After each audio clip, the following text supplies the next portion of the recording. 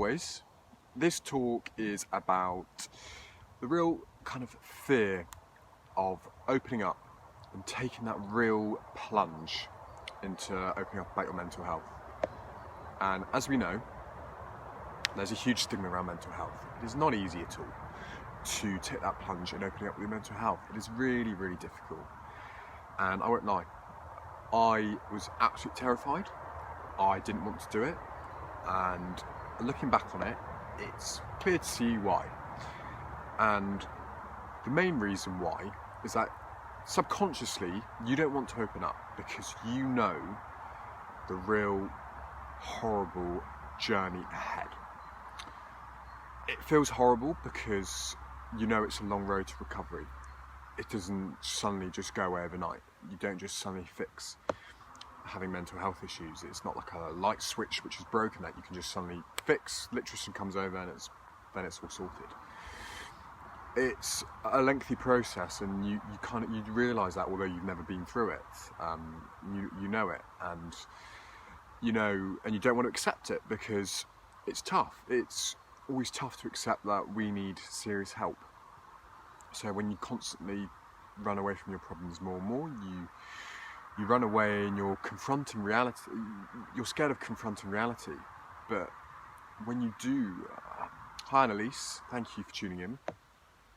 Just talking about kind of the fear of opening up with your mental health, and why it is so scary. Because the main reasons it would come down to, and it's obviously a load of rubbish, but it's just how it is, and you can't help that with people and how people are, how they feel, because this is exactly how I felt, and I know this is very relatable, quite common.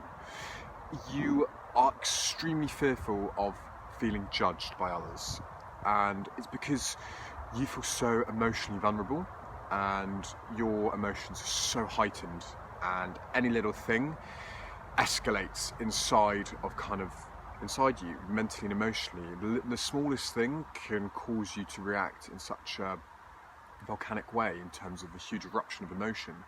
So any little thing, any little reaction that you might get is terrifying. A tiny little look would scare you, thinking, just got stung.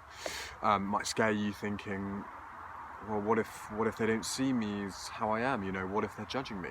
What if they don't like me as much now? All these things run through your head, and you might know these people for your whole, well, especially your family, your whole life, your friends.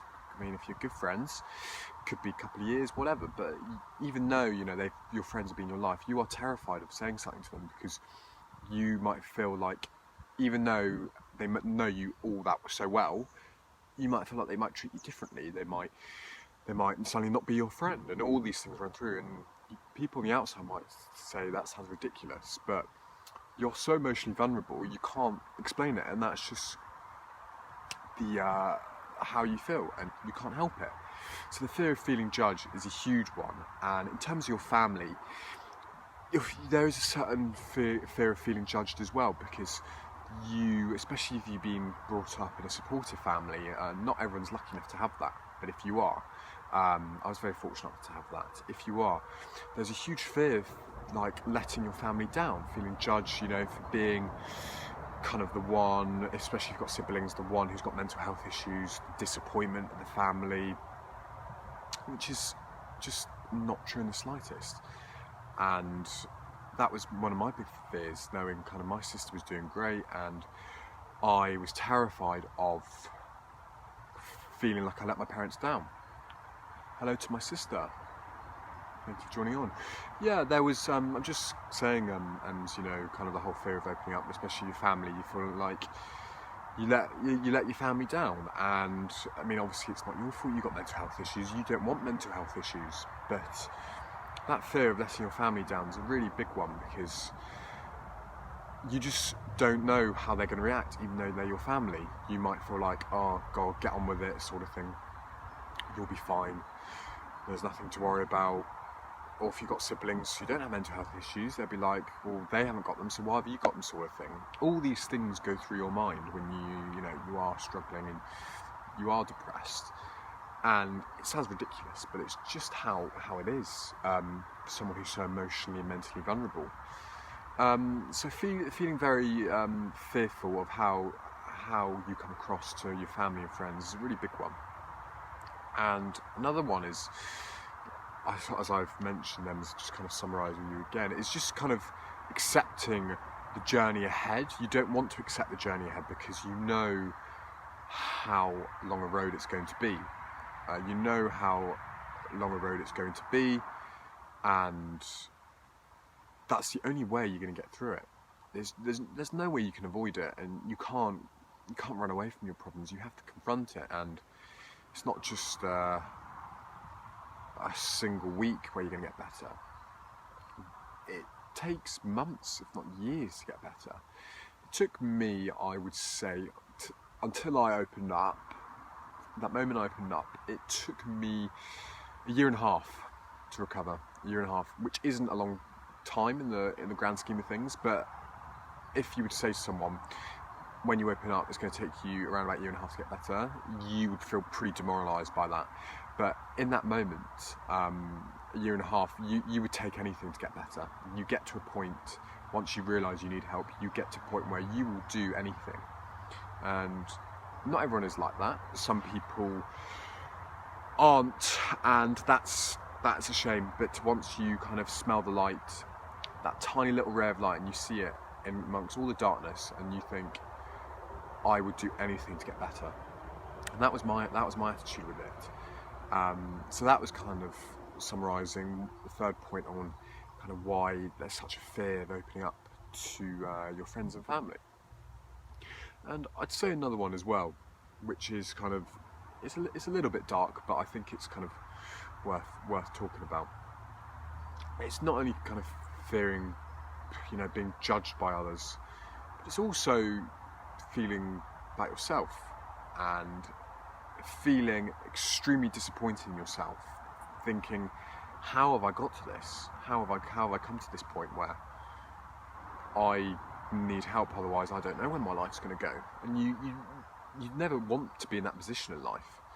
You never want to be in that position, and you never want to feel in yourself, how have I got to this point? It's pretty horrible stuff, knowing, reflecting and thinking, how has this happened to me? You hope you go through life, and life's not a smooth ride, but you don't want to ever be depressed. You don't ever want to have mental health issues. So when this happened to you, you think, it's just a realisation, thinking, shit, this has happened to me. This is not good. This is messed up. I don't like this. And I think that's a huge thing, just feeling really...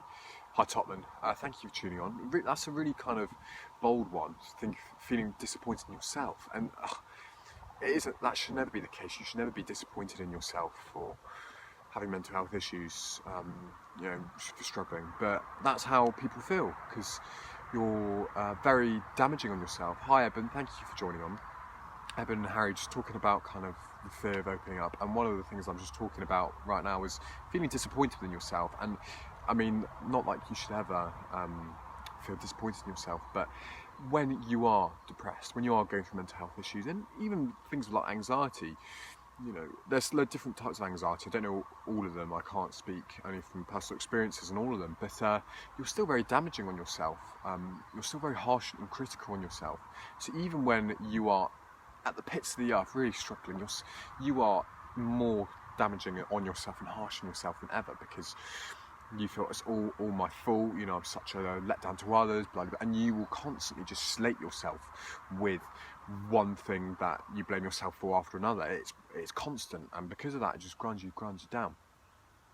And that's why you feel a real sense of disappointment in yourself, and it's upsetting, but it's just how it is. That's kind of speaking from my own experience. So yeah, if any of you guys watching have any questions, I'd be more than happy to answer as well if I see them pop up. And greetings from Mexico, Eben, greetings. So yeah, they would be three main, just to recap. So that was kind of feeling a fear of judgment from your friends, and a fear of judgment from your families. Two really big things as well. Feeling like they're going to treat you differently. And that was one thing when I was recovering, because I didn't want to be treated differently at all. I wanted to just be normal. And when I say normal, as in normal being not having mental health issues. I felt abnormal, actually, having mental health issues. I felt like kind of the run to the litter, kind of the outsider, especially with my friends. You know, I felt like I was never wanted. And I think that's another big thing. Coming on to our fourth point, I think the fear is not feeling wanted, not feeling appreciated for who you are. You feel like you're so much baggage to other people. You feel a burden, and that's another huge thing. That's why people find it struggle to open up, because you feel a burden to other people, and you don't say at the time before you're opening up, even though when you're about to, you feel such a burden, so you might think, what if they're going to think I'm more of a burden, sort of thing. So all these things kind of come into your head, and feeling a burden to other people that's when it starts to get really bad. So feeling a burden to other people, and if you suddenly speak up, and there's a huge fear of them feeling, oh, we have to deal with his crap, we have to deal with all his mess and stuff. But obviously, if they are your friends, if they're good friends especially, good friends never do that. You know, good friends stick with you, and if they do turn around and kind of treat you that way, in a bad way, being like, I don't want his baggage, then you're obviously not friends, and you know straight away, out your life. Might be a tough pill to take, tough pill to swallow at the time, but you know, once you kind of push past it, you know that they'll never come into your life again. So those kind of just 4 little points I just wanted to talk about, and it is important to talk about it, because sometimes on the outside you don't understand it. But coming from the inside, all your emotions are so escalated in a really kind of sensitive way. The smallest little thing can really get to you when you are suffering from mental health issues. Just the smallest little thing. It could be the smallest little look, the smallest little thing in a social situation, and you might feel like you've done something wrong, you think it's you. So that's kind of the heightened sense of sensitivity of emotion inside. That's why it's so difficult to open up, and that's why I found it so difficult. And not wanting to confront your problems is a huge one as well, because confronting your problems is, you know, that's how you push forward, it's how you learn. But I will always say to people, I am grateful that struggle happened to me, because you can always sit back and you can learn from what's happened, or you can feel full victim to it, and that happens with every situation with our life. You can learn from what's happened, you can learn from your struggle, or you can choose to fall victim to it and be like, why is life treating me such crap hand of cards, you know, giving me mental health issues, it's not fair, you know, I do this and this. That's the wrong attitude. You can choose to hi Darren, thank you for tuning in. You can choose to learn from them, and when you choose to learn from them, you can use it as a really, really, really powerful tool to help you push forward. Because once you start seeing these situations and turning them into positive, almost nothing can stop you. Because if you fall victim to it all the time, you're just constantly putting more barriers up for yourself. So that's just kind of a little thing I wanted to mention. If you learn from these things, you know, it makes you into a really powerful force.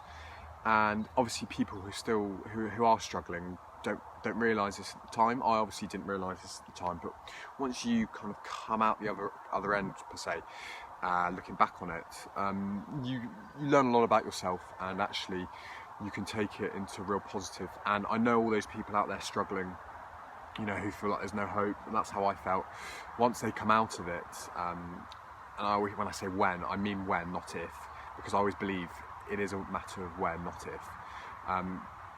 But yeah, you've got to fight it, not only, but they'll look back on their time struggling with mental health issues and learn from it. So I hope kind of, you know, you got a little bit from that as well into the inside of what it's like to open up, and a bit of perspective looking back on kind of time of real struggle. So if anyone does have any questions, I would be perfectly happy to answer any of them. I'd love to answer any questions if anyone has anything to say, but if not, I completely understand.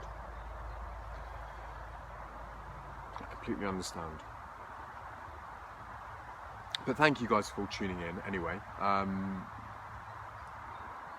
It's good to, I mean, whether no one tunes in or not, I'm happy talking to myself anyway, so bit nuts. So yeah. But I hope you did enjoy that. If anyone's got any questions, I would obviously love to answer, but I assume not. I'll just stay on for 40 more seconds, just in case if anyone does have any questions and it comes through delayed. And then after 40 seconds, I will come off live. But thank you so much for watching. I do appreciate. I hope you find that helpful as well. I hope you find that helpful. Perfect. Okay, that's great.